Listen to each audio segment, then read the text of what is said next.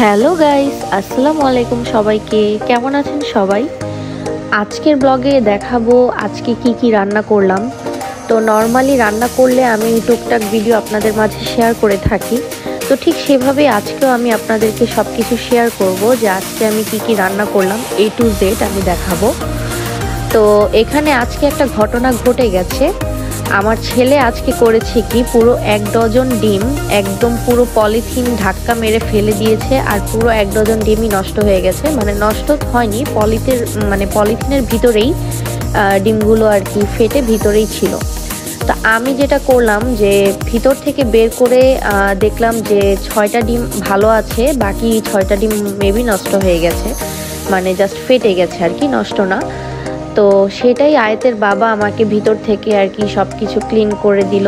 আর ডিমগুলো আমি আলাদাভাবে যেই 6টা ঠিক ছিল সেটা আমি ধুয়ে রেখেছি।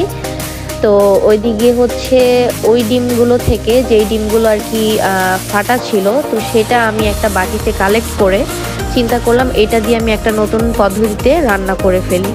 তো সেটাই আমি আজকে করলাম। আর রান্না করেছিলাম, শুরুতেই দেখেছেন যে ঝিঙ্গা ভাজি করেছি ডিম দিয়ে, আর ছিল হচ্ছে ডিম ভুনা করেছি 3টা, কারণ আজকে আমার শাশুড়ি আবার রামপুরায় বেড়াতে গেছে আমার দেবরকে নিয়ে। তো সেই ক্ষেত্রে আমরা যেহেতু বাসায় 3 জন, আমি, আমার শ্বশুর আর আমার হাজব্যান্ড, তো আমরা 3 জনের জন্যই আমি 3টা ডিম ভুনা করেছি।